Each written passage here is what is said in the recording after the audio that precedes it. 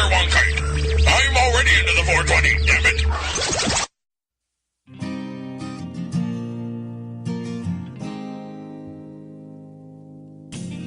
You know I blame it on industry.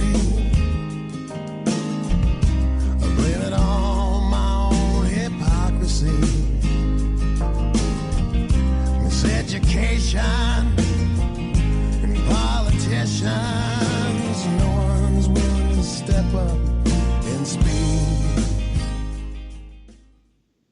Hello, everyone, and welcome to the Pace Radio Show. We are live, and we are here at lifestyleradio.ca as well as .net. I'm also live here at Canada's in downtown Camelford. I am in the front window watching the traffic go by, and they are celebrating their first anniversary here in our downtown. So it's, yes, exactly. So tonight I've got the always busy Kim Cooper joining me as a joint host. Hey, Kim. Yeah, I'm here. You're there. In the middle of a dab, but I'm here. Okay, you go ahead and finish your dab. I got another line or two here. Okay, tonight's guest that Kim has invited to the program is, I'll tell you, she's been involved in helping patients with her work at the Canadian dispensaries across the country. And in the words that she writes. But Kim and I were going to talk for the first few minutes, a little bit, some news that what we've done here. Yeah, some exciting news for us here at the Pace Radio Show. We're celebrating an anniversary right now. Yes, we are. We are celebrating our second anniversary here on Lifestyle Radio. Yes, a brand new live format that we started when we moved over here to Lifestyle Radio with the lovely Mr. Al Rapp, the man behind the baggie, that makes all of our shows possible and brings all of our listenerships, all our great information every week. That's right. And, we've grown.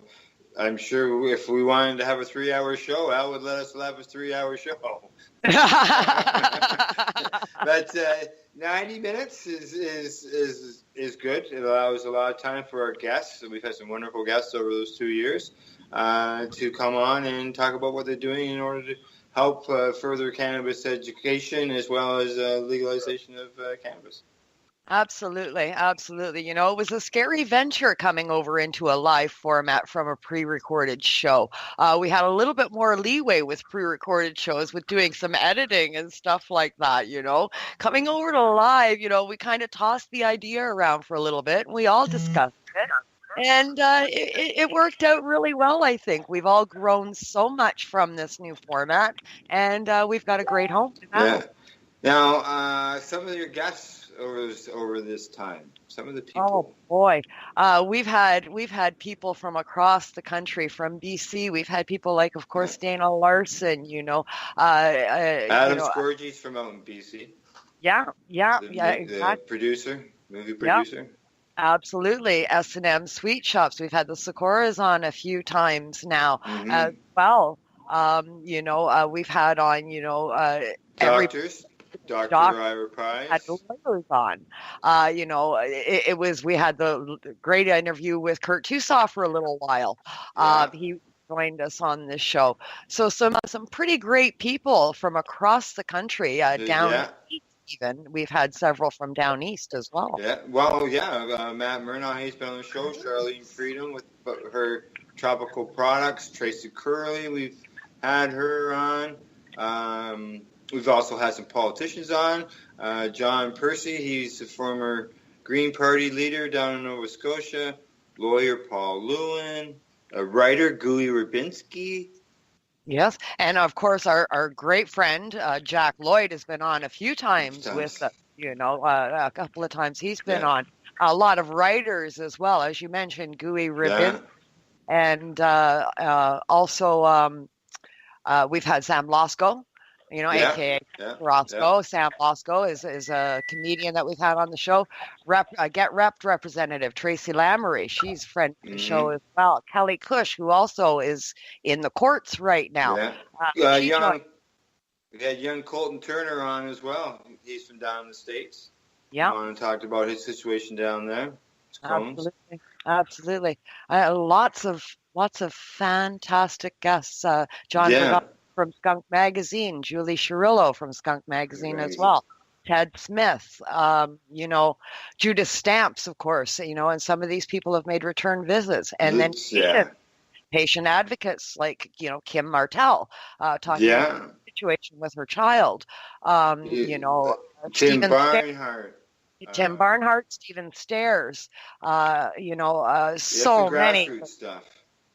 Great advocates. And of course, the wonderful David Watts, who just had a visit with me, the Captain Dave, with his suppositories and, his drive to the senior citizens and educating the elders of our population.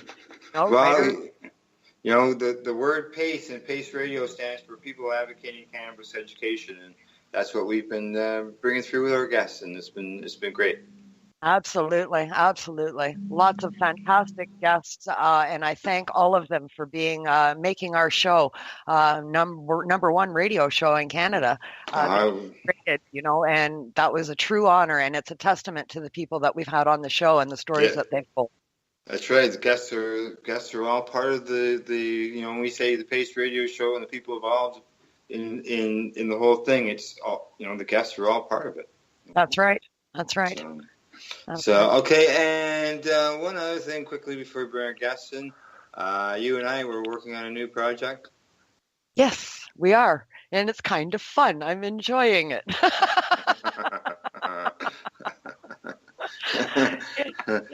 Yes, we're two roving reporters, I guess.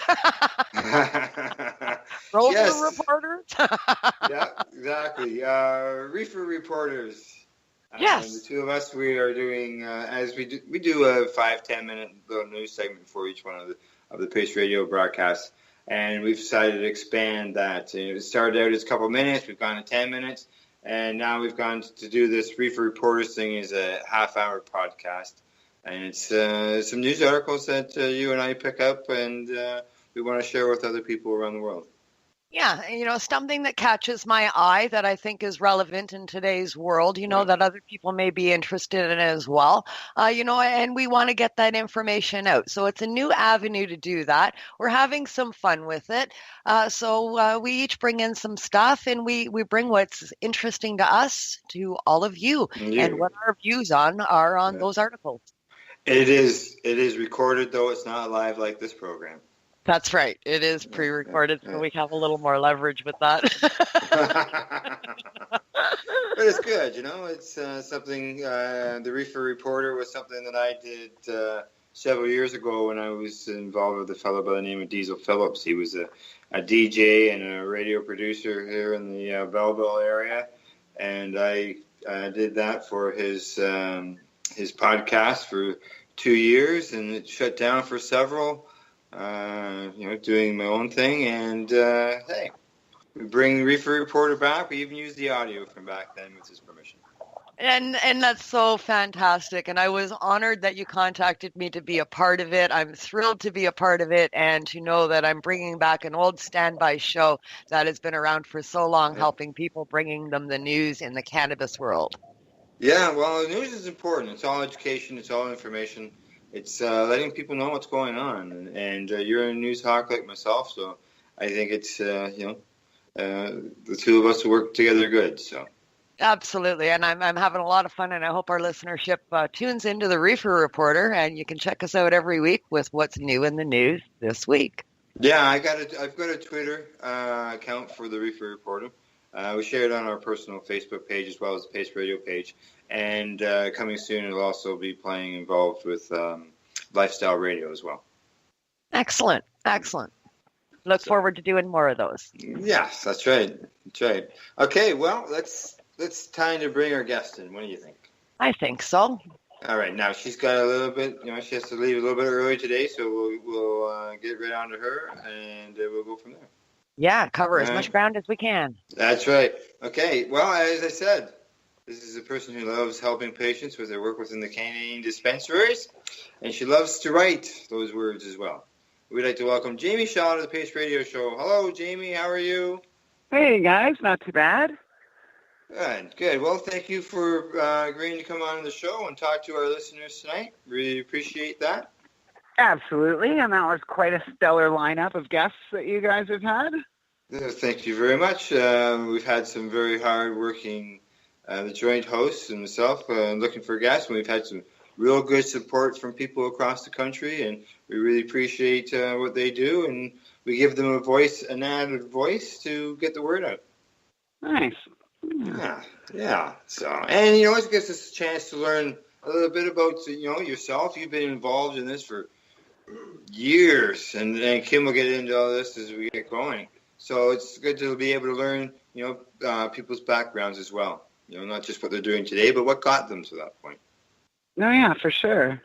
That's right. Okay, Kim, I'm gonna throw things over to you, and I'll jump in when required. Awesome. Sounds good. Thanks, Al. Jamie, welcome to the show. I'm so glad we could finally connect and get you on the show. I met you in person for the first time, though I knew you through social media and other things, news articles, for several years. But I finally got a chance to meet you in person at the Mom Cup last year in Vancouver, and that was a lot of fun. I really enjoyed that. Since then, I've really been paying attention and following what you've been doing. And my girlfriend, your fingers and toes are in just about everything out there, and I just love it. Another woman driving force in this industry, and it's so good to see. And I'm so excited to have you with us tonight.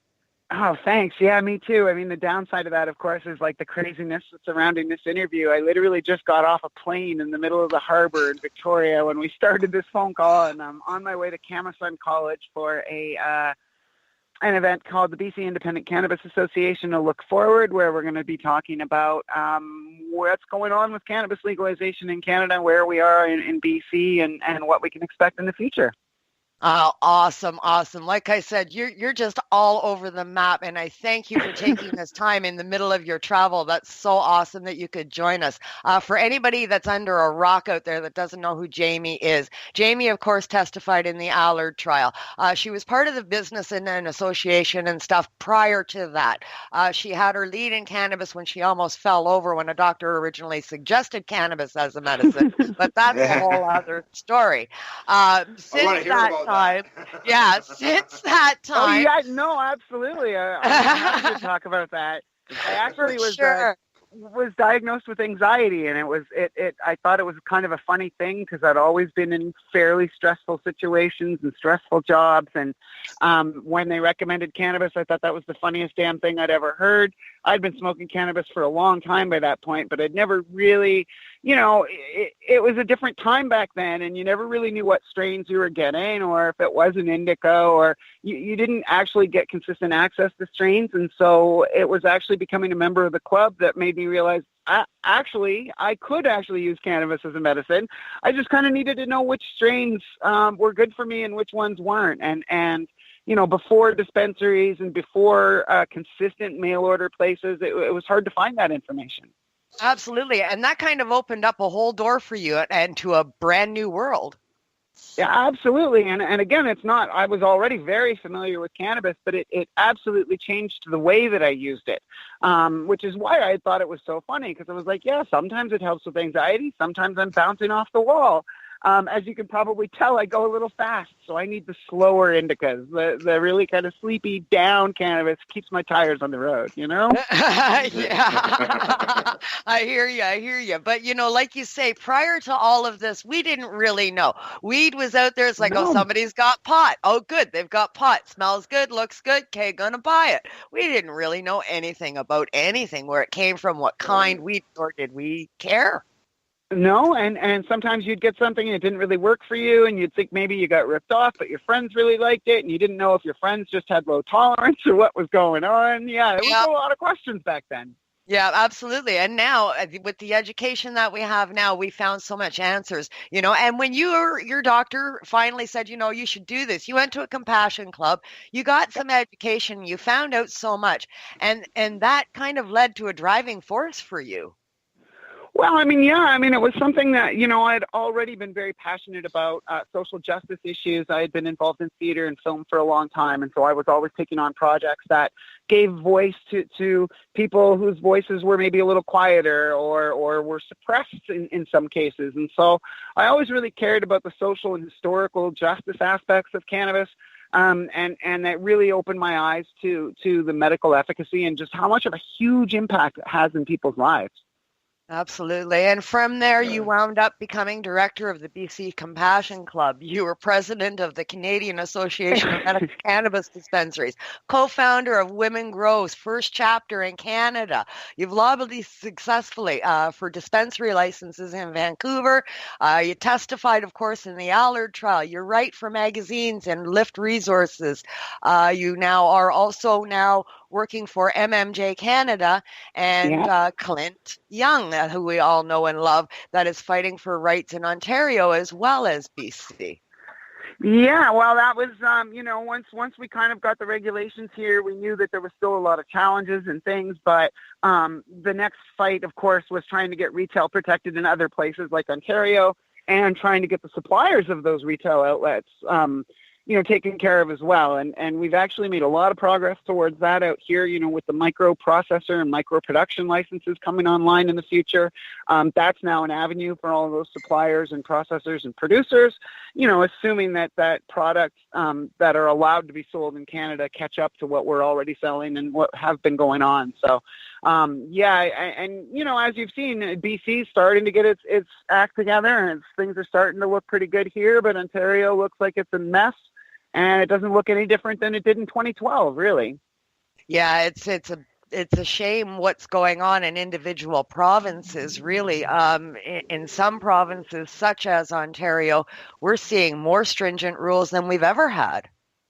Yeah, well, that's just it. I mean, so there's people that have been giving feedback on the federal regs, and a lot of them are like, well, do these really need to be such strict penalties? They could be fines. They don't necessarily need to be jail time. And then we see provinces like Ontario go, well, no, these aren't strict enough. We're going to add more penalties on top of what the feds already say is going to be the penalty. So, I'm actually a little surprised that it's Ontario that's doing that. I would have expected maybe Manitoba or Saskatchewan to kind of have that approach, but they actually seem to be pretty advanced. They're looking forward to, in Saskatchewan in particular, they're talking about regulating the dispensaries that already exist. Manitoba's put out the request for proposals for 4 big commercial operators to come in with an unlimited number of stores, or we don't know exactly how many stores they're going to be allowed to have for those 4 companies, or if they're going to open up those bids more. It's going to be a bit of a patchwork too, where we've got provinces like Alberta saying, oh, we're going to buy all the cannabis and then we're going to sell it to the retailers. And then Saskatchewan getting out of the way and saying, you know what, we don't need to be involved in that process. So it'll be interesting. You got a couple provinces that won't even allow you to grow your own. Yeah. Well, you've got Quebec. That's going to be a federal issue. That's going to gotta come down to a federal challenge. Yeah, absolutely. I mean, if your federal government says you have the right to do something and your province says you don't, that's kind of a strange situation to be in. Yeah. I mean, somebody's got to bring that to a challenge. But we've said that before. Much of the cannabis laws in Canada, no matter what they formulate, that's what it comes down to. It winds up back in court. Well, that's just it, and that's one of the things that I'm a little disappointed at. I mean, I have to say the Cannabis Legalization and Regulation Secretariat is doing a fantastic job. They've made some big amendments in the last little while that make a big difference. I mean, obviously, there's still a lot of issues on the more kind of political side, but in terms of what they've done, considering what they were allowed to do, they've been doing a pretty good job. But then, of course, you've got the drinking and driving penalties where they're trying to put a per se limit on THC. We don't know how any of that works. There's definitely lots of things to fight for still, for sure. Absolutely. So BC looks like it's going to be successful and work most of BC, at least Vancouver for sure. But there are some municipalities within BC that are pushing back, much like Ontario municipalities are. Yes, Richmond has come out and banned storefronts. I mean, I think we'll see a lot more cities like Burnaby and so forth be open to storefronts. But, we've got unique issues here in BC because while some of the dispensaries that are here that are getting licensed are likely to be grandfathered in, it's highly unlikely that their supply will be. So, we're looking in July at having massive disruptions in the legal dispensary side in terms of what they're allowed to carry. I would imagine there's going to be a switch over to, legal licensed producer products and oils, which means caps and things like that, which means all of the dispensaries that didn't get licensed are the ones that are still going to be carrying those products. So it's, it's a step in the right direction here in BC, but there's still a long way to go, and it's going to be a little chaotic. Yeah, I never thought of that aspect of it, actually, Jamie, now that you bring that up. So anybody that's currently licensed by the city of Vancouver, once the switch does happen, if they're forced to get their products from a licensed producer, then I guess that would mean they would no longer carry the products they currently carry, right?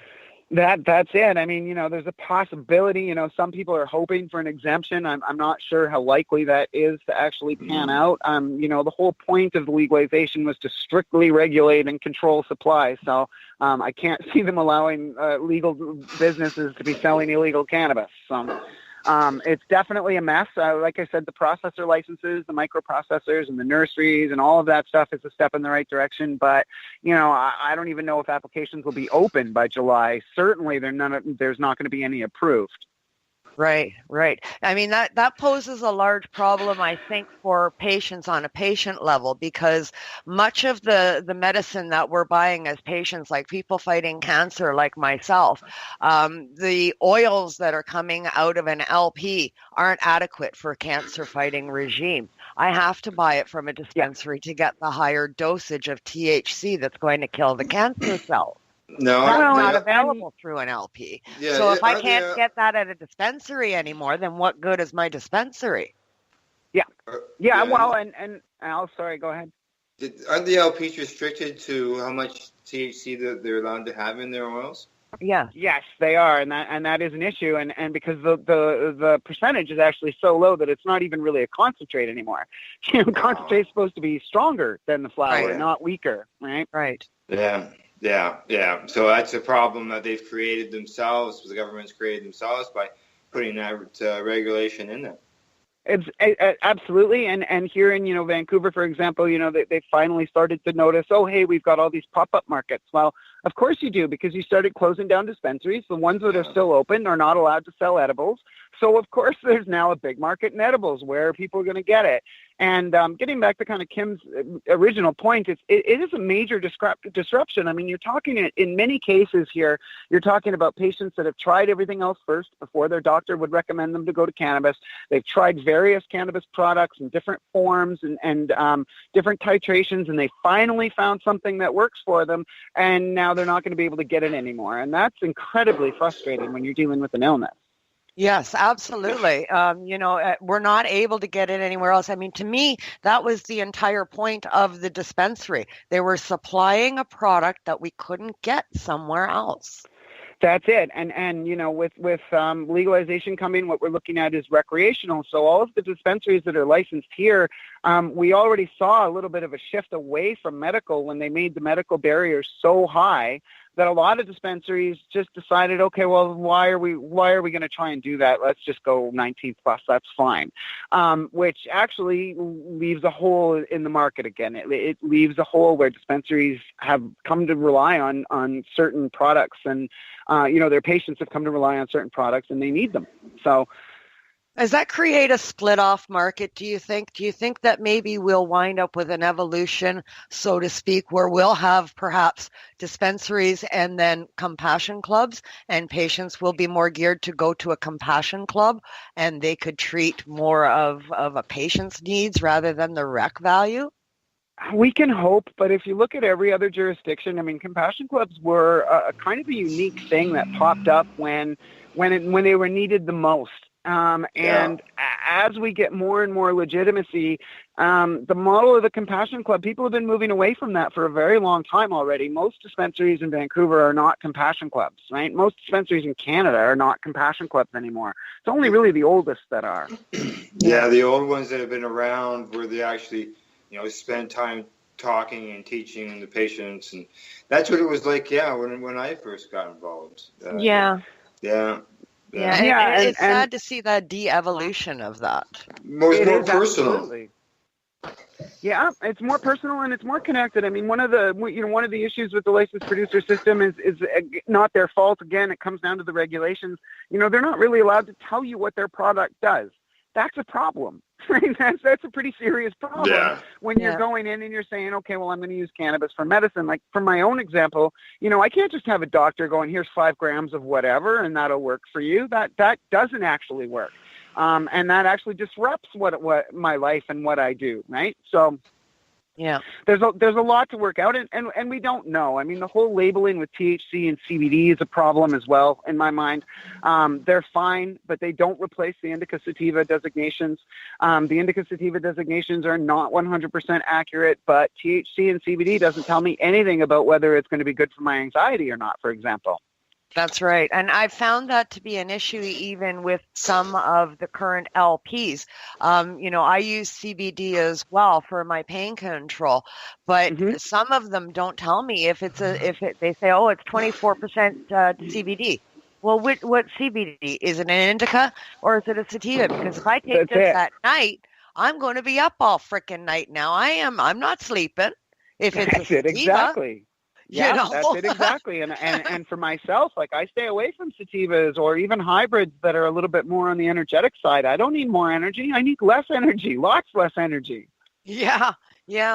See, for me, I need the energy in the morning. So I need that sativa bump in the face in the morning, kick my ass out of bed, sort of a thing. Well, for sure. And there are people that rely on both. Yeah, but then as the day goes on, I'm working my way up to the indica at nighttime, or I'm not going to go to sleep because I'm just too hyper.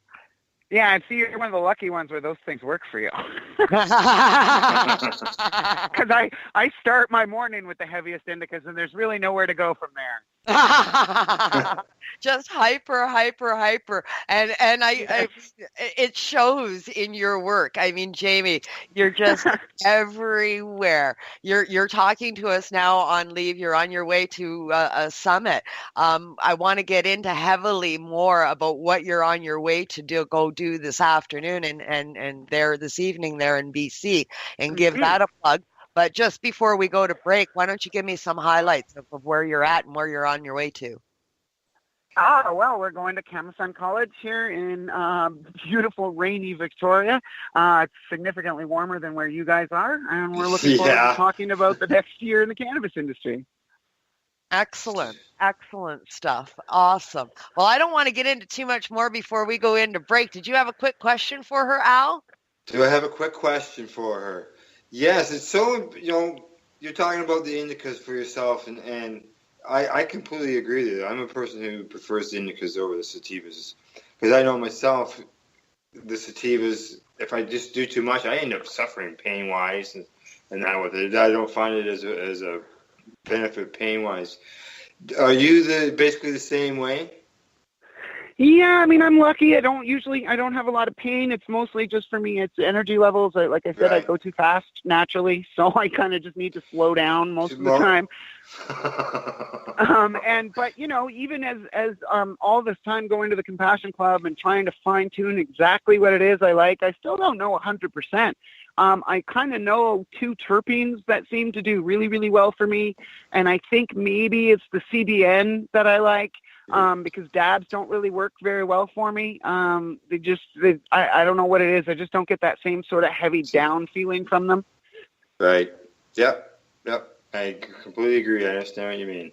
Well, Kim, we shall go for break.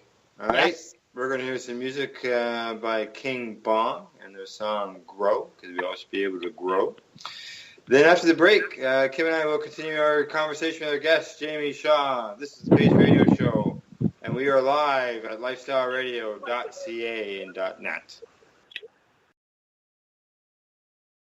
So what are you doing? Nothing? Why not?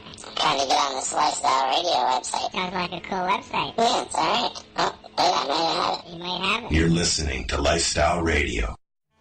But, the economy's deceiving here because people think the economy is based on fish, but it ain't.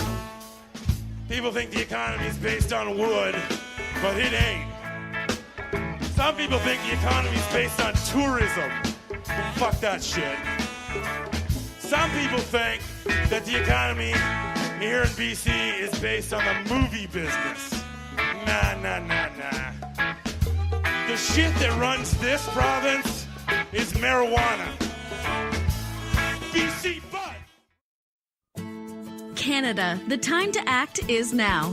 These days, your customers are seeking variety. Increase your earning potential by expanding your inventory with CC Nexus, Canada's largest cannabis seed wholesaler.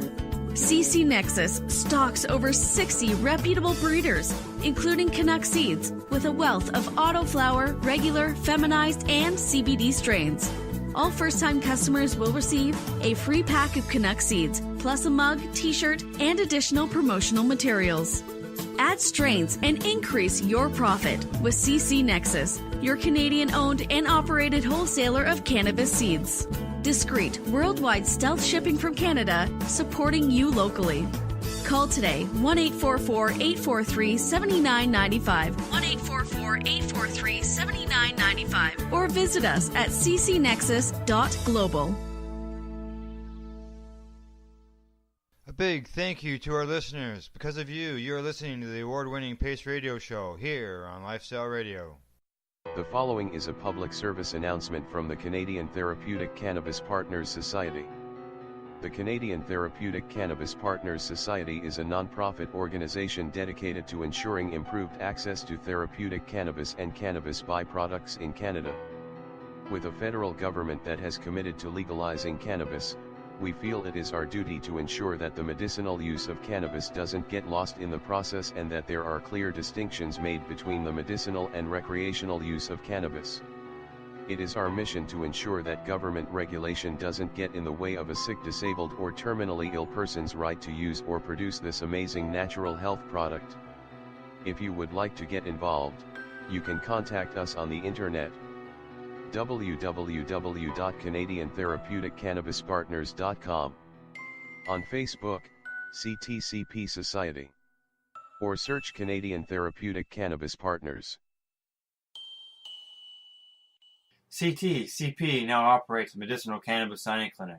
If you want to grow your own medicinal cannabis and are located anywhere in Canada, then I'd like to suggest that you give them a call. They can be reached at 1-613-967-9888. That's 1-613-967-9888, and grow on with CTCP. Man, have you been to Canadays yet? Canadays, Campbellford's premier cannabis culture shop at 19 Bridge Street West. They've got bongs, oil rigs, grinders, and papers. Everything you need for consumption. They've got seeds, soil, nutrients, and dome trays too. Everything you need for cultivation. Get top quality seeds from top suppliers like Canuck and wholesaler Nexus. Canadays. They've got all kinds of awesome cannabis novelties, clothing, and apparel. I know, right? It's a lot more than just a bong shop. Interested in gaining legal access? Canadays can help. They're a PACE information center. You know, people advocating cannabis education. Come by the shop and check it out. 19 Bridge Street West, Campbellford. Canadays. Have your say without saying a word. Canadays.ca. Grow some marijuana, slow down, farm some weed. Slow down, grow some marijuana, free yourself from the corporate greed. Slow down, grow some marijuana, slow down, farm some weed. Slow down, grow some marijuana, free yourself hydroponically. Grow, grow, grow. Hello and welcome back. Hey, you're listening to the Pace Radio Show. We are live here as always at lifestyleradio.ca as well as .net, or you can catch us over at sister station 420radio.ca as well. Tonight on the Pace Radio Show, we are joined by our guest Jamie Shaw and my joint host Northern Ontario Kim Cooper. Well, ladies,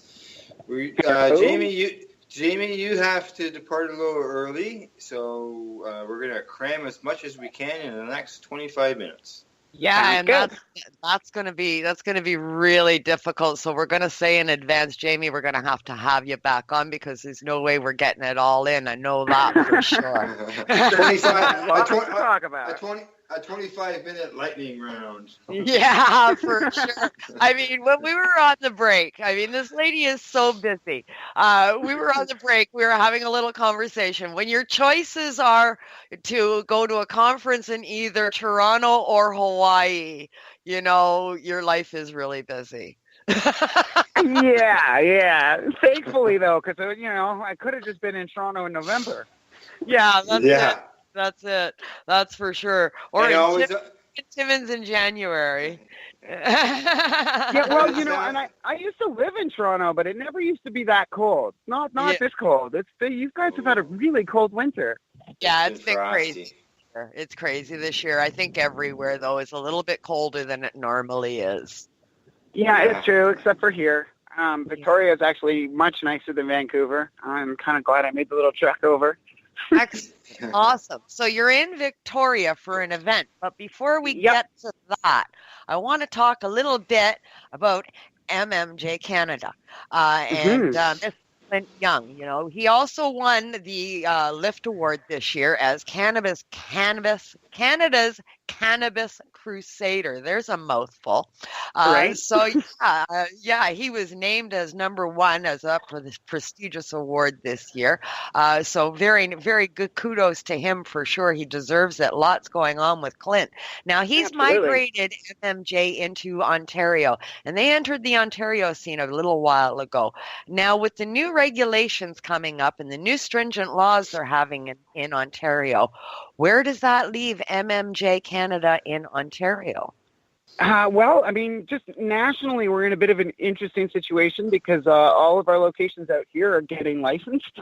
So we've got, BC licensed dispensaries. And, of course, in Ontario, none of them are getting licensed. And so we've got unlicensed dispensaries in Ontario. So it puts the organization in a bit of an odd spot.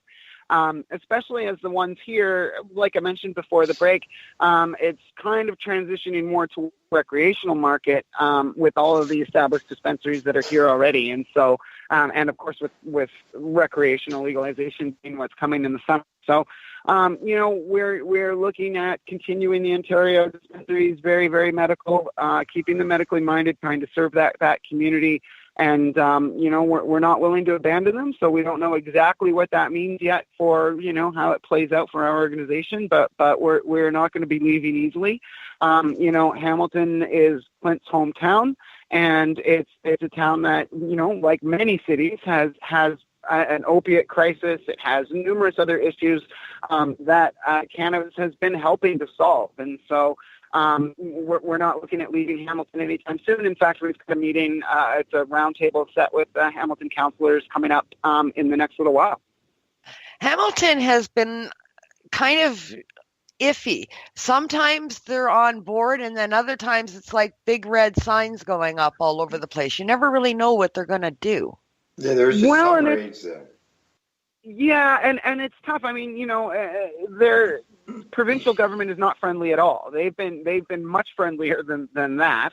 But it leaves them in a very difficult position as well, where they recognize the good the dispensaries are doing. They recognize the dispensaries were already there doing that good before any of this stuff started to come down the pipeline. And so and of course they've got some licensed producers in the city as well. And so, and I think their mayor is involved in some. Yeah, the mayor's involved he's involved with a licensed producer, but not one of the ones that's actually in the city. So the ones in the city, there's like an issue sort of specific to Hamilton where they really kind of want those industrial warehouses filled with cannabis. And so, they're insisting that it not be grown on farmland. The licensed producers that were approved have a bunch of farmland and don't really want to move into an industrial neighborhood and start growing in a warehouse. So there's some pretty major issues there. And of course, they're not wanting to upset the federal and provincial governments too much the way that Vancouver did at the time, has left them in a place where there's just going to be more and more until they do something about it. And I think the last count I heard was 46 or 47 dispensaries in the city of Hamilton. Yeah, yeah. right? Well, it's an open playing field right now because they're not doing anything and because they don't really have a policy. But it's my understanding, I now you probably know way more about this stuff than I do, but it's my understanding, correct me if I'm wrong, but can't municipalities enact bylaws that override provincial and federal law? Not really. I mean, what their purview is sort of like land use and zoning. So that's what Vancouver did. So what their licenses and their regulations really are just about where they're allowed to be. They can't actually touch supply chain. They can't regulate any of that stuff. They can't do anything like that. So they are fairly limited in what they can do. But, you know, we've seen different municipalities take different approaches. Halifax, for example, was starting to issue some occupancy permits. So they didn't go so far as a license, but they still kind of gave the dispensary a piece of paper that said, yeah, we know you're there and it's fine, right? So, you know, they do have some options. Right. Very cool. So much, I not kind of off topic, but sort of the same, much like some of the native reserves. They're taking some leave, you know, with some of the laws. That's going to be an interesting thing because that's a lot less clear cut about who has jurisdiction over what.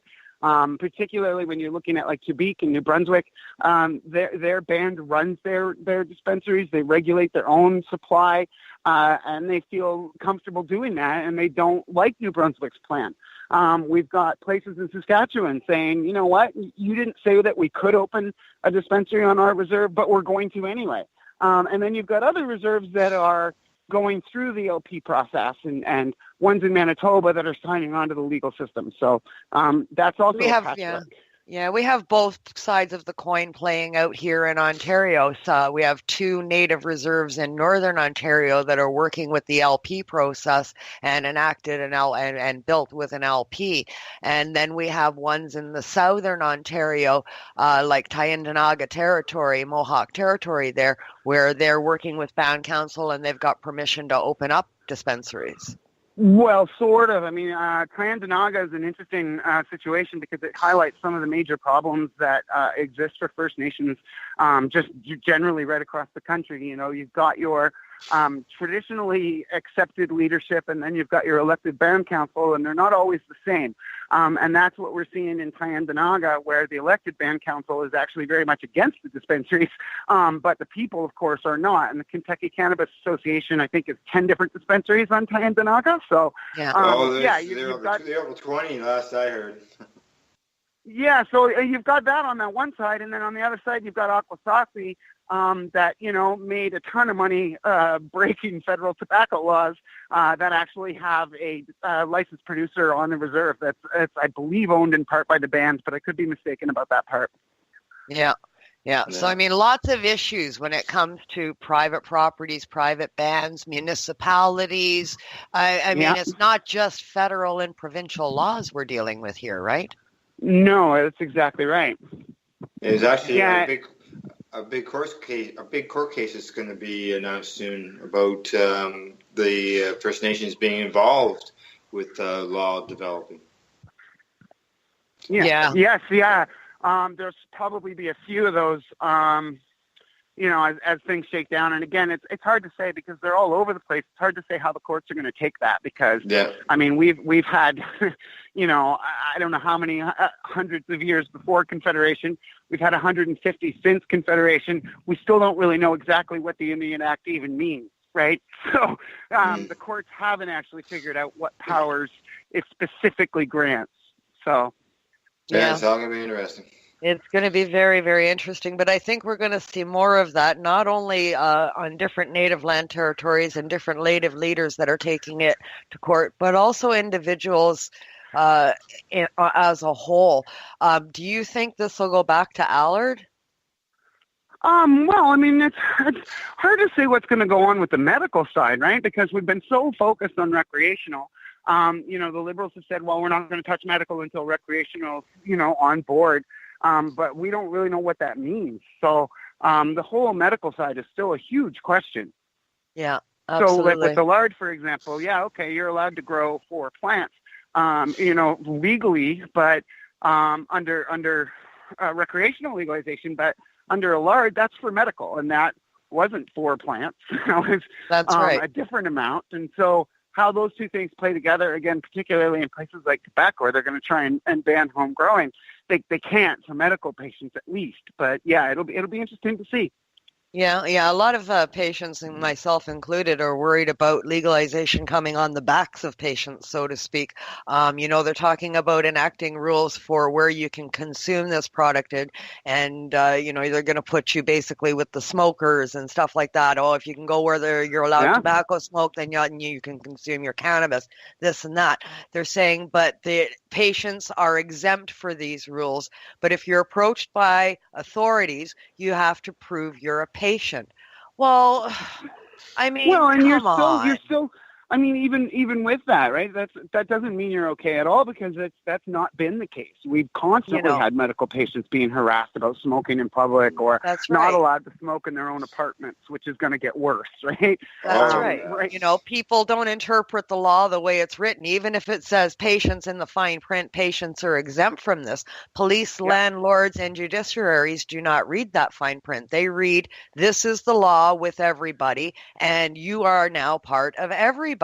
So you stand the risk of being charged, harassed, and just hassled on a daily basis just for being a patient. That's why I was questioning whether or not you think that with all of this, do you think this will wind up coming back to a constitutional challenge for patients? Oh, absolutely. I think it needs to. That's always been where we've had our, successes, and where we've had any kind of movement has always been from the courts. So I'm assuming there will probably be more of that.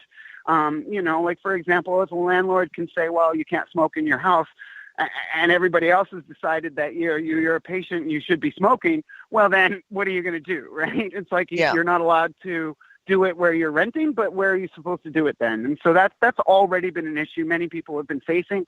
We've seen at the club, we've seen members kind of get evicted from numerous places due to smoking in their apartment, but that's what they have to do. And so it's going to be a while before that mess is sorted out for sure. Yeah, we're really concerned about that in Ontario, because now they're closing our lounges as well. They say consume in your household only, no lounges. What's BC doing with lounges? Have they enacted any laws on lounges? They have not. I'm expecting that they will, but I think that's really going to come down to city by city, right? It's kind of weird parallels of what was happening under Harper, where we started very high-level lobbying and ended up moving down to the lowest level of government. And it's still really important to be engaging with that, because if a city just says, no, you know what, we don't want any dispensaries, well, then you're not getting any regardless of what the province says. So that's an issue. If the city says, no, we don't want any lounges anywhere, then that's going to be a problem. If the city says, we're not giving any business licenses for anybody to be a micro producer, that's going to be a problem. So there's still a lot to be done on the city levels. Absolutely. And now, before we run out of too much time, you're on your way to an event to speak on these issues that we've talked about this evening, as well as more. Which event are you on your way to tonight, Jamie? It's called A Look Forward, and it's the BC Independent Cannabis Association. It's myself, Alex Robb, Travis Lane, Robert Laurie, and Cortland Sandover Smith. That's why. And so we will be just kind of discussing where we think we're going. On your way, where you think you're going as a whole industry, or it's like what's happening. Yeah, what's going on with regulations? What are the next challenges? What does the next year look like? Yeah. Right. So in your job, when you're lobbying the government and stuff, I guess you're talking directly to the leaders. Who is it that you speak to? How do you do that? It depends. Sometimes I'm talking to secretaries. Sometimes I'm talking to counselors. Talking to MPs. There's also a lot of stakeholders in the community that a lot of people haven't really been engaging that need to. Right? Like what happened here in Vancouver, for example, when the regulations first came out for dispensaries, edibles were totally included. There was no issue with it. And then finally it was Coastal Health that came out and said, well, we're only going to support it if you get rid of edibles. And so the city had to do that. And so there's lots of these other groups that have their own concerns that also need to be educated and spoken with to actually make this work. Absolutely. Absolutely. So for people out there that are, I know a lot of people are looking forward to legalization. A lot of people are very nervous about it, what it means for them, and what it's going to mean for patients and stuff like that down the road.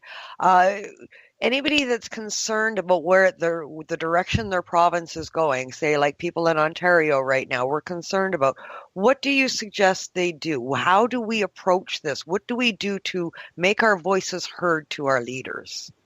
Well, that's the biggest thing, is make sure your voices are heard, which means say something, right? We you know, in this community, we tend to say a lot to each other, but then we just let a handful of people go off and talk to the politicians, and that's what needs to change. You know, here in BC, councillors were getting used to having people come in and talk about dispensaries over and over and over again. They were getting used to it in Nelson and Penticton and Vancouver and Victoria. Toronto wasn't the same thing, and when they have had discussions about it, it's been industry people that have been showing up only, and what they actually need is, you know, if everybody in their ward showed up and said, look, I go to a dispensary, and they start actually seeing those numbers and understanding that it's their voters that are the ones that are benefiting from these things, that's what needs to happen, and that's what needs to change. Because as long as they're only hearing from a few stakeholder groups that are opposed, that's where they're going to stay, right? So, you know, write your local MP, write your local councillor, get out there and talk to them. I know I've seen some of the advocates in Toronto have approached John Tory there in the council meetings, and they've actually haven't been heard. They haven't been invited to speak, and they've been sort of shut out. Well, yes, but there have been times when they have been heard as well. And you know, the last time I was there, we were there to talk to a licensing committee, I believe. And you know, I had thought, when I heard that the meeting was announced and that it was open, anybody could sign up and go to speak, you know, I thought that people in Ontario were really going to be mobilizing their patients, and they didn't. There was like 6 or 7 of us in the room. We're all advocates. It's like they've heard from us so many times. There's only so much we can do. You know, like a councillor, for example, in Toronto, they have 100 people show up at a public meeting. That tells them that there's probably 1,000 people that wanted to be there and speak. But if nobody shows up, it's easy for them to just kind of brush off whatever we say. Nobody was interested. Nobody came and said anything on that. Yeah. That seems to be a big issue in Ontario, lack of attendance for people to stand up for what they believe in here. It really is, and I know, you know, it's hard. I mean, Toronto, there's 40 city councillors. That's horrible to try and navigate, right? And so it can be discouraging, but you know, now is the time to make sure that these people know that this is what you care about. Every time I go to Toronto, I was shocked at the lineups for dispensaries. I've never seen that anywhere. Lineups down the block, and then when they go to shut them down, nobody says anything, right? So it's Yeah, I know a friend of ours, he was involved in one of the cannabis culture raids here in Ontario. And, you know, when the store opened up, they had people lined up down the street.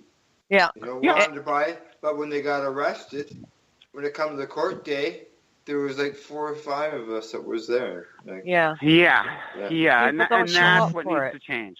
Yeah. And, you know, in BC, we've got a strong activist culture. You know, this is the home of Greenpeace and all kinds of other movements. You know, so BC kind of had that a little bit in its own pocket, but that's what needs to happen in Ontario now. Okay, so we need to get up off our butts and start putting our feet where our mouths are on social media. Yes, I mean, that is it. And very specifically, I mean, you know, like I said, your local representatives, who did you vote for to represent you in the province? Who did you vote for to represent you federally? Who did you vote for to represent you in your city? And make sure those people know how you feel. You know, you mentioned the lineups at Cannabis Culture. I mean, there were lineups at the Cannabis Clinic in Kensington. They had been already closed, I think, 2 or 3 times. And the time that I went there, they had 5 or 6 cash registers running as fast as they could. There was a line out the door and down the street, and there was like 2 other dispensaries less than a block away. You know, it was the same thing. I went to a green room, I think the day of Project Claudia. They were open 2 or 3 hours after the raid, and it was the same thing, lined up down the street. But then none of those people ever said a word to their counselors. Yeah. Very few, if any.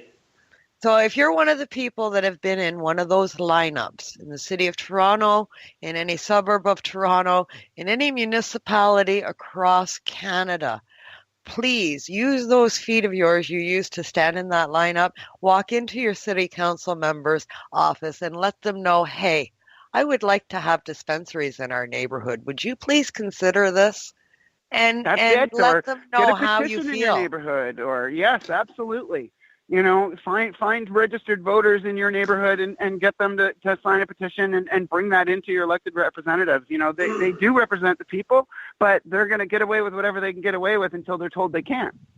That's right. That's right. We put them in power, and if we're asking them for things and they don't give them, well, they're afraid they will lose that power. So they will listen if enough people speak up. That's absolutely the truth.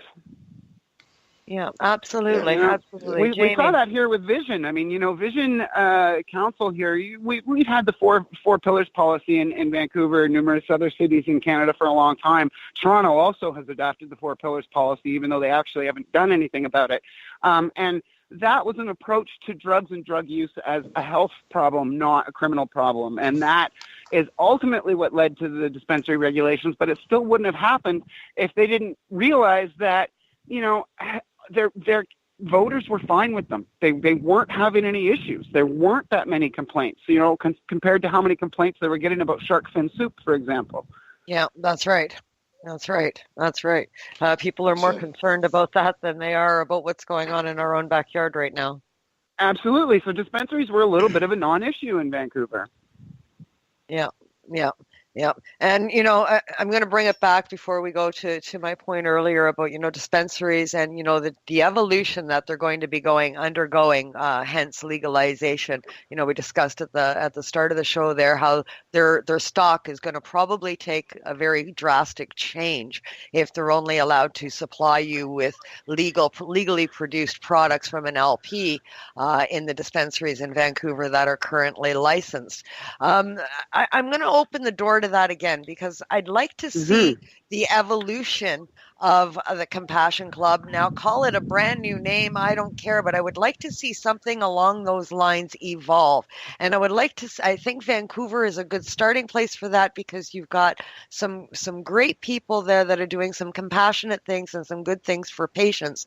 And some of these places are very patient oriented. So why not have a secondary shop that is more patient oriented and carries the RSOs or the so-called Rick Simpson oils and, you know, the CBD isolates and that kind of thing that the patients are looking for as a whole, even if it's a separate entity beside your legal shop. Do something to cater to patients because, you know, patients is why we're here. Yeah, absolutely. And you know, I mean, there's the hope that there will be, you know, once you have a recreational market, there are different niches now available to different people. And I do hope to see a dispensary that focuses a little bit more on being sort of an over-the-counter type of place where, you know, you can speak a little bit about, oh, you know, I'm feeling a little queasy. What would be a good strain for me? Or, you know, I have a headache today. What's a good strain for that? You know, I would like to see a lot more of that coming, and there's a possibility that that'll happen for sure. I mean, it's a market, right? So the whole problem right now is the medical side in Health Canada and those rules. They're still a mess. You know, they've never really been sorted out for everybody, and that's going to continue to be a problem. Yeah, absolutely. Absolutely. Until patients can get the meds that we need legally, it's going to maintain in the form that you need it. Yep. Yeah, exactly. It'll be an issue. Too many stringent rules on a medication, that's for sure, especially considering this is a plant. Well, that's just it. And, you know, we've still got colleges saying that, oh, well, if somebody's got addiction issues, then they can't have cannabis. So, you know, if you're addicted to opiates, you can't have the one thing that's kind of proven to be able to reduce it, right? So, completely ridiculous. It is. It is absolutely. And you know, that's part of the problem with it being medical because, you know, medical doctors don't like plant medicines. They don't understand them. They don't deal with them. And they can deal with the pharmaceutical preparations, but that's not what we've done. We've taken the entire plant and said, oh, no, all the medical will go to doctors. And that's a problem. Yeah. Yeah, and I mean, we all know it doesn't just boil down to the two main elements that everybody's focused on, which is, of course, CBD and THC. The terpenes play a big role. There are over 120 cannabinoids that we've already identified, and so many more that we haven't identified to this date. The plant as itself as a whole is miraculous. You can't break it down to its elements. It's just not possible. Well, I mean, you can, but I mean, that's we're really far away from that, right? I mean, we have to figure out how each thing kind of works on its own, then how it all works together, and does this have the same effect when it's combined with this one, or there's been some studies lately that say CBD actually lowers the effects of THC, so whatever percentage it says it is, if there's CBD in there, it could actually balance that.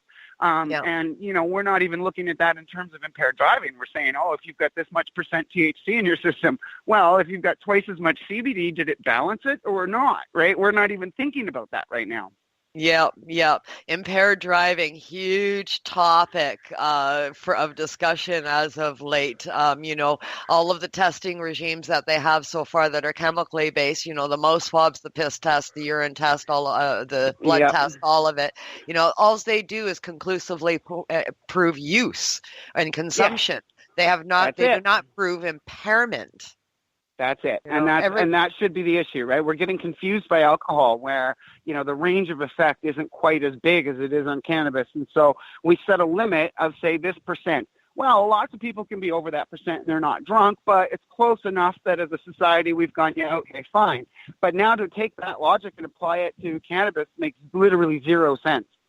Absolutely. Everybody knows you build a tolerance to this over time. Anybody that's a patient, a legal patient, is using high-dose cannabinoid therapy on their regular basis, whether it be edibles or vaped or suppositories or creams, even in lotions and bath bombs and an assortment, a variety of ways that we consume this plant now, for medical purposes. And all of it is giving us a tolerance to this, what gave us a euphoric effect when we first began taking this as a medicine does no longer gives us the euphoric effect today.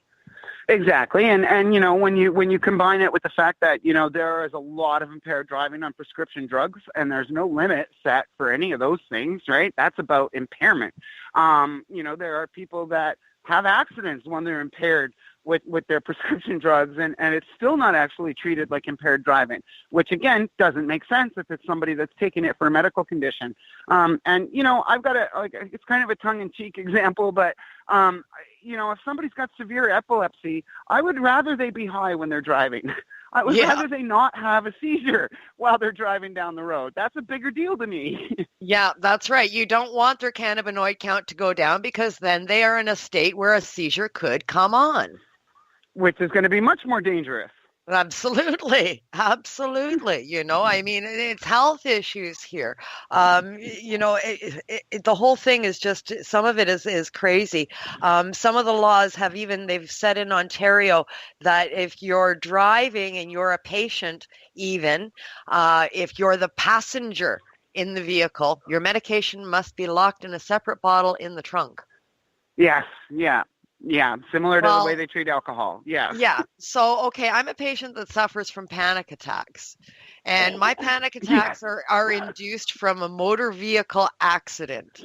So when I'm in a car and I'm the passenger in the car and somebody comes near to us or tries to cut us off or anything, that's when I have a panic attack. If you're on the Highway 400 in Ontario and you get cut off, you cannot pull over to go to the trunk. Exactly. Well, you're not supposed to, right? They're going to say, well, no, then you can't. If you pull over and medicate, then you got to sit there for 3 hours or 4 hours or however many hours it's going to take, right? Which is also ridiculous. The passenger, even, Exactly. I'm the passenger. But we've actually heard there was a case I think last week where somebody was charged with that, and they weren't driving, and there was I don't know enough about the details of it, but it sounded like a really messed up case where the driver was fine, but it was the passenger that had a high THC count, and so somehow the driver was getting charged. I don't remember the details, unfortunately, but there's some interesting cases around it for sure. Oh God, we'll have to find that one, Kim. Yeah, we'll snuff that one out for sure, Al. Yeah, that's right, exactly. Hey, you probably hear some chatter in the background here. We're in a store. We got customers in here. Yeah, so, I see we're going a little bit long here for Jamie. She's got to run to her event here. Awesome. All right. All right. So Jamie, we're gonna do the shout out a little early. So basically, if you got a shout out, person, place, a thing, a website where people could find you, or where you want. Well, MMJ.ca is a good website for all MMJ stuff. You can find me on Twitter or Instagram at Jamie F.A. Shaw. And, thank you so much for having me on. Hey, really?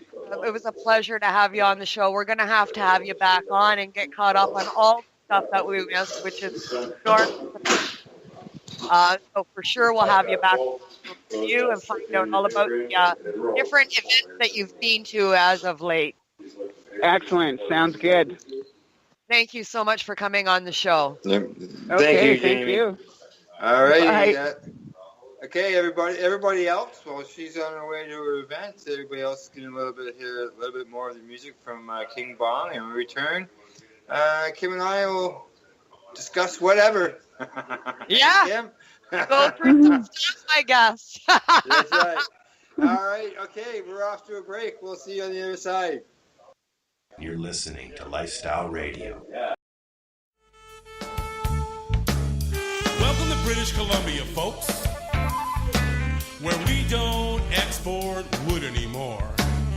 Welcome to British Columbia, folks, where we don't export fish anymore. Welcome to British Columbia, folks, where we export the finest marijuana in the world. BC Big Bud, Northern Lights, bubblegum, blueberries. Man, have you been to Canadays yet? Canadays, Campbellford's premier cannabis culture shop at 19 Bridge Street West. They've got bongs, oil rigs, grinders, and papers. Everything you need for consumption. They've got seeds, soil, nutrients, and dome trays too. Everything you need for cultivation. Get top quality seeds from top suppliers like Canuck and wholesaler Nexus. Canadays. They've got all kinds of awesome cannabis novelties, clothing, and apparel. I know, right? It's a lot more than just a bong shop. Interested in gaining legal access? Canadays can help. They're a PACE information center. You know, people advocating cannabis education. Come by the shop and check it out. 19 Bridge Street West, Campbellford. Canadays. Have your say without saying a word. Canadays.ca. Hi, this is Al Graham of the Pace Radio Show. Are you keeping pace, as in keeping people advocating cannabis education? If you're not, and you're a cannabis consumer, then why not? Others are working hard every day to help educate people about cannabis so you can enjoy your daily 420. Get involved and speak out. Be loud and proud so that you can keep pace. Tune into the Pace Radio Show every Wednesday at 8 p.m. Eastern Standard Time to hear about people advocating cannabis education here on lifestyleradio.ca. Canada, the time to act is now. These days, your customers are seeking variety. Increase your earning potential by expanding your inventory with CC Nexus, Canada's largest cannabis seed wholesaler.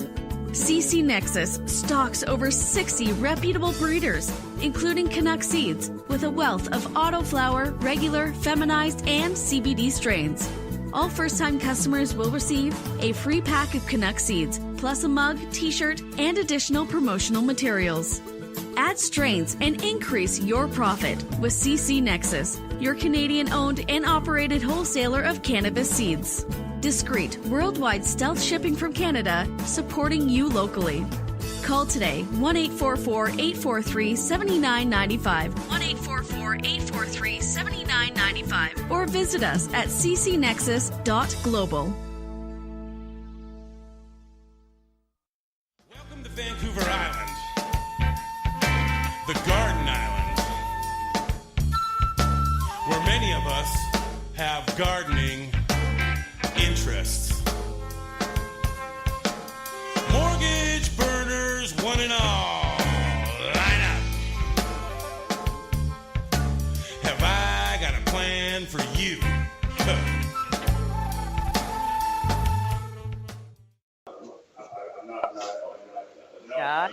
do you? Hey, we're back. We We're back. are back. We are back. We are live here at Lifestyle Radio. We're yakking away. We don't know we're back and we're live and we're all just like, yeah, what's happening? Well, hey, we just get distracted sometimes. But I want to let everybody know they got to enjoy a little bit of that King Von music there with that song "Grow." You know, it's a good song. I really enjoy it. I find it's really, I don't know if you ever heard of Kim, but it's pretty accurate. It's about BC and growing there and how important it is to the economy there. Absolutely. You know, that goes to what we were discussing with our guest, Jamie. It's been part of our economy, part of our society, part of our way of life throughout, prohibition. We didn't really go away. We went into the shadow, and we've come back out of the shadows now. And, we won our case in court, which spurred legalization as we know it today in Canada.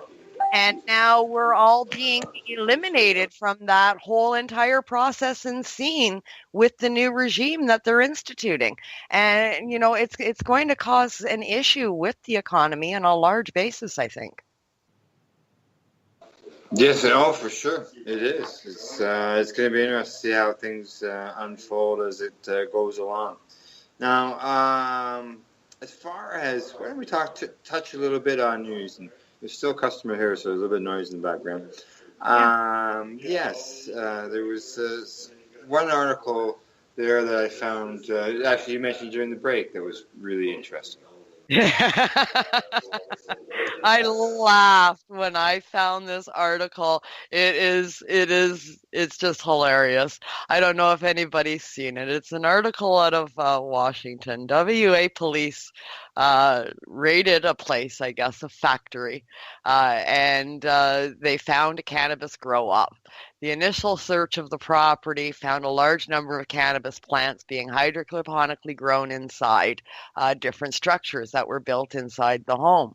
So they arrested a couple of people, took them into custody, put a couple of guys on duty in front of the place to grow up and said, okay, watch this. We're coming back with SWAT in the morning and, we're going to cut them all down. We're going to have our warrant in the morning. So you just stay here and you watch this place overnight and we'll be back in the morning to do our deeds and tear this joint down. Well, lo and behold, everybody gets there in the morning and the plants are gone.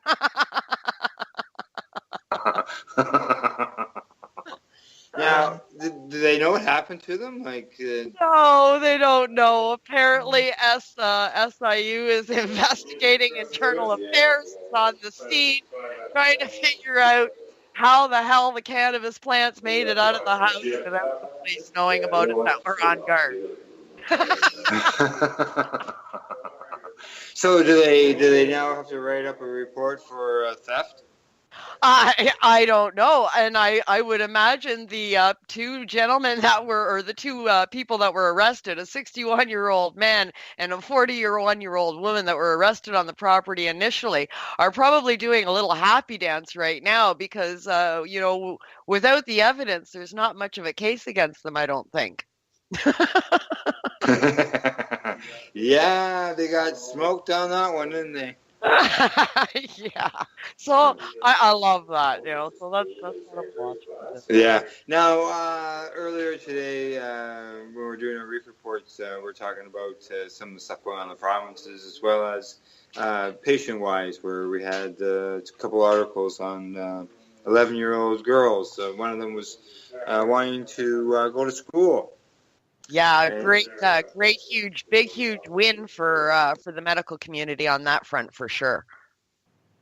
Yeah, for sure, because they didn't allow the little girl to attend school, and they kept her out while they were arguing these things before a court of law, and the judge turned around and ruled that this young lady would be able to use her medication and still attend to school.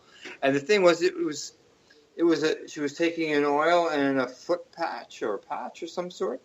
Yeah, she's using an oil and she's using a long-term patch. So, we've seen patch medications in various forms. I guess the most common is the smoking patch that everybody knows.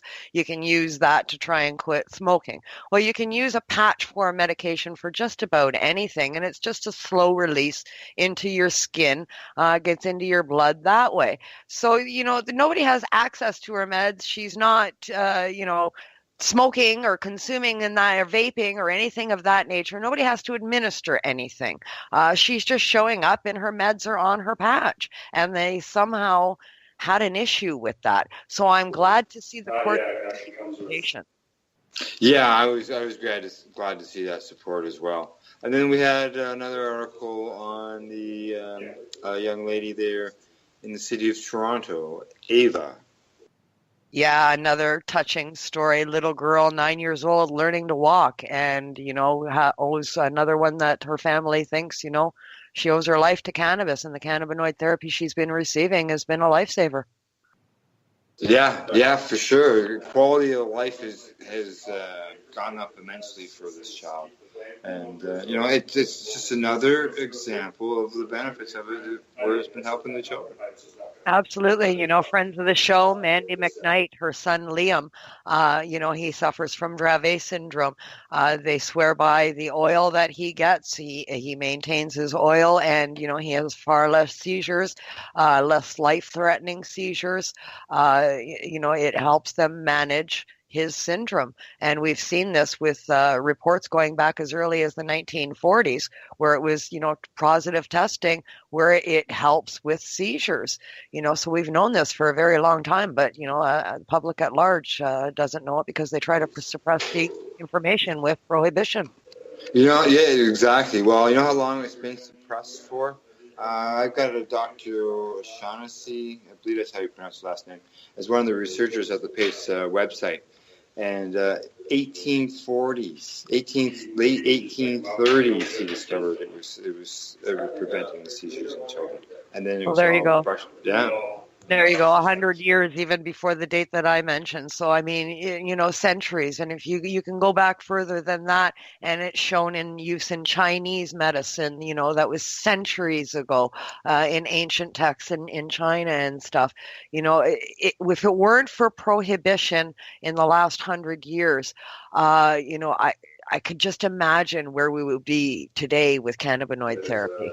Oh, yeah, for sure. Exactly. Now, another thing we should touch on, too, is pardons for people when it comes to this new world of legalization come sometime this summer. Yeah. Everybody's still using the word July 1st in the newspaper articles. Yeah. Everybody's using July 1st, but we know it's not going to be July 1st. We've got the media to thank for the stigma of the July 1st date. Government made it pretty clear it wasn't going to be July 1st from the get-go because the general public got upset because the cannabis community rebranded Canada Day as Cannabis Day. Regular Canadians kind of got upset about that and said, no. So they said, no, it's not going to be July 1st. So, yeah, don't listen to the media. It's not July 1st, but it will be sometime this spring or early summer. I'm looking over at a T-shirt hanging up there. It says Cannabis Day, Peterborough. Yeah, absolutely. But back to the pardon then, they've said that once legalization happens that they're going to look at that. What do you think? Yeah, well, they've got to look at it sooner rather than later. There's a lot of good people out there that have criminal records, and this affects their lives. It affects what kind of jobs they can get. It affects whether or not they can travel across the border. Sometimes it interferes with their lifestyle with their children. We know people that have, children's services involved in their life because of use with this plant, and records and criminal records for use because of the use of this plant. So how can you justify maintaining those people's criminal records with something that has now become legal? Government really needs to get on this ASAP and do whatever legislation needs to be done to reverse the criminal records that people have hanging over their heads at this time. Oh yeah, for sure. Because now it's going to be an item that's legal. People are going to have these old old records just for simple possession, and other people will be able to have possession, and they won't be dealing with the stigma like the guy who, like a friend of mine who got busted with 2 joints. Yeah. I mean, I know plenty of senior citizens, business people, executives, people that have these criminal records, and they can't disclose them to family. They can't disclose them to their workplaces. And then people find out about it and they're stigmatized for it.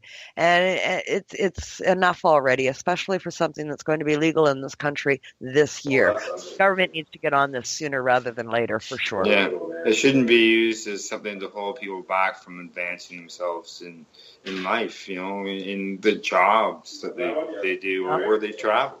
Absolutely. You can't apply for a passport. You can't apply for certain jobs. You have to disclose whether or not you have a criminal record. And if you say yes, then you could not get that job because of discrimination against your charges. That's right. Yeah, it's if you got family in a country that doesn't allow, the U.S. If you got family in the U.S. and you've got a record for 2 joints, you're SOL. Yep, you're not going there. That's for sure. Not with a drug record. Yeah, exactly. Yeah. So let's see. We got a few minutes left here, Kim. You got some shout outs? Yeah, I do. This year, I am doing something that's a little bit exciting for Northern Ontario. I've decided to bring a 420 event to Timmins, Ontario. So yes, Northern Ontario, heads up. Timmins, Ontario, you are getting a 420 this year. I'm still scouting locations at this time, so locations are to be announced. We do have a page set up on Facebook so far. That's as far as I've gotten with it. But go and check it out. It's called 420 Timmins. That's where the grand announcements will be as to what location it will be at and what time and so forth. We are looking for local sponsors as well as cannabis-related companies that would like to sponsor this brand new Northern event for Northern Ontario residents to bring in a brand new year of legalization in Canada with a new event in Timmins.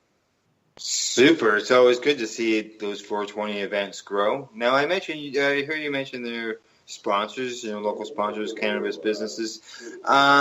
Today, I had, somebody reach out to me and talk to me about businesses supporting 420s and, what I thought about licensed producers getting involved in that. Here in Canada, we haven't seen much of that. I only know of one situation. That was Stephen Stairs out in Winnipeg. We had a licensed producer sponsor the 420 event out there. What do you think?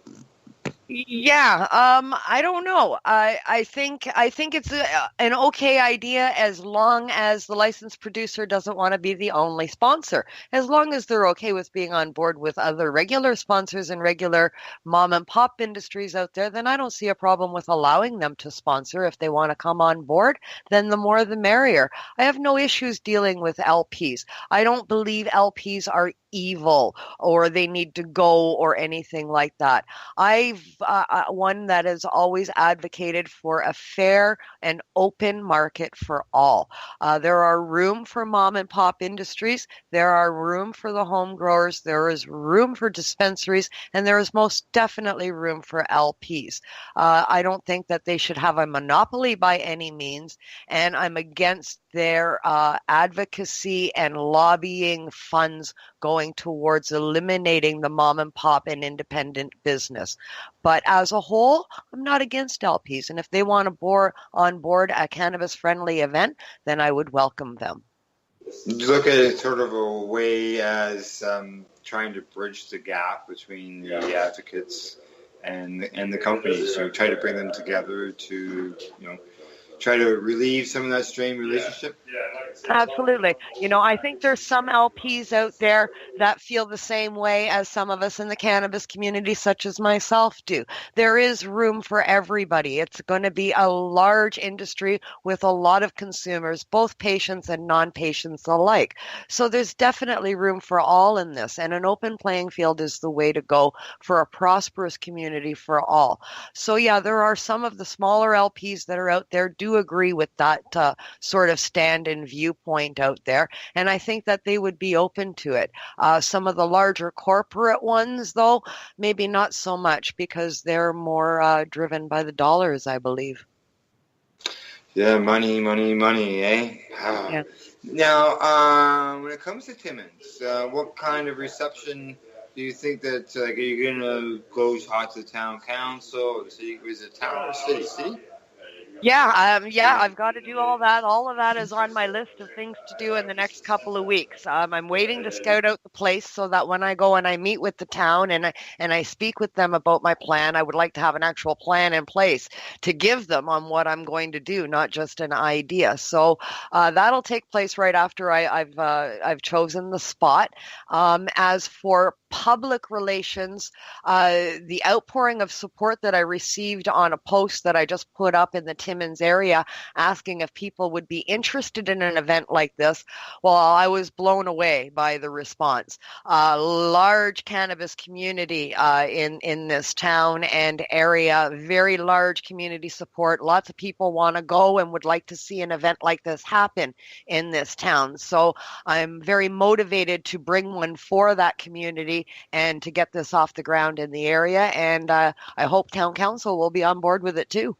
Well, I hope they are as well, because it just, it shows, like you say, you got a good response. You're out there, it's providing educational information. It's, it's not all about just sitting there smoking in a big circle. It's about public education. Absolutely. I'm hoping to engage the community. I'm hoping to reach out to some local businesses and, have perhaps, some holistic people come and do some talking on, holistic therapies and holistic remedies outside of the cannabis regime as well. I'm a big advocate for that. There's people that do massage therapy and stuff like that. So I'm inviting all members and sectors of the community to come and take part if they'd like to, offer their services, perhaps do a talk and talk to our people in a community that's at large here about their services that they offer as natural remedies, such as cannabis is related to. Good. Yeah, get everybody involved. That's how, that's all communication. That's how, instead of looking at what you're doing from a distance, they're right there involved and they can see how everything is done. And, come to realize, hey, this isn't, what we've been seeing in the movies or on TV. This is, these are real people. Yeah, absolutely. Yeah. Absolutely. I've had some questions, people from the local community asking sort of pointed questions about, things that are going to take place, whether or not there'll be booths and that kind of thing and sales and that kind of stuff. So no, not this year. This being, sort of my grand announcement that, hey, Timmins, I'm here. Guess what? I moved to Timmins and I'm going to throw a 420. So it's kind of letting everybody in the area know where I live now and that I'm out here and available for information. So I'm going to use this year to gauge the community, gauge the situation, see how town council feels about it. So this year will be just a gathering and a celebration of legalization with a smattering of speakers that'll be available throughout the day to talk on different subjects, with basically a 420 blowout smoke out at the end, supported by a few sponsors that will be giveaways and that kind of thing. If it all goes well and it evolves and it takes off, then it will evolve next year into more of a festival event where we will be evolving and having booths and vendors and that kind of thing. But for our grand opening year, we'll have speakers only. Well, you're bringing that experience that you've participated in and seen in the city, and you're bringing it to, northern part of the province. And not everybody can get to Toronto. That's right. Timmins is a very, very large community here, and so far the outpouring of support has been tremendous. So I hope that it's a very good event this year. Yeah, I think it will be. I got that feeling you're gonna have a good time. Excellent. Oh, I hope that comes. All right, Kim. We're getting down to the end of the show. I'm gonna throw another shout out to Wayne here for his 1 year anniversary here at Canada's. It was always something for him to think about and dream about and wanting to do. and he finally got to do those, open those doors. Right, Wayne? He's right there near me. You betcha. It's been a fantastic first year, and we're hoping the next year is even better. Good. So do we. Absolutely. Right. Congratulations, Wayne, on your 1-year anniversary. Fantastic job, and I look forward to another year of broadcasting live from Pace. Kim says, thanks, Kim. Hopefully you get down here someday. Oh, I hope to too. Maybe this summer we'll make a trip out that way. I'm not too far from Legacy. 45 minutes. All right, we'll have to do it this year for sure. All right, there you go. We'll make sure we put Canada's on your travel plans. I'll have to add them in. That's right. Okay, let's wind down here then. Okay, next week I am back with Alicia and her very special guest. I'm not going to say who, just in case. You just never know. They may have to cancel, right? You can find the show on Facebook. Just look us up, Pace Radio Show. Twitter or at Pace Radio. We're on Instagram as Pace Radio Show. And you can find us online at pace-online.ca.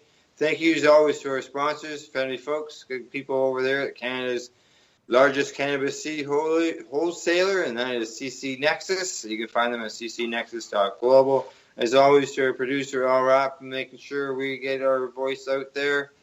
And a huge thank you to our guest, Jamie Shaw. Kim, thank you for inviting her on, and we're going to have her back for sure. For sure, yeah. Jamie's great. Yes. And as always, Kim, thank you to you for everything you do and your guests in promoting the program. Oh, my pleasure, my friend. And big thank you to everybody out there in the listener world. Thank you for tuning into the program. Thank you, and good night. Good night. So what are you doing? Nothing. Why not? Trying to get on this Lifestyle Radio website. Sounds like a cool website. Yeah, it's alright. Oh, I might have it. You might have it. You're listening to Lifestyle Radio. The opinions expressed during this show are those of the individual participants and do not necessarily reflect the opinions of their associated organizations or Lifestyle Radio.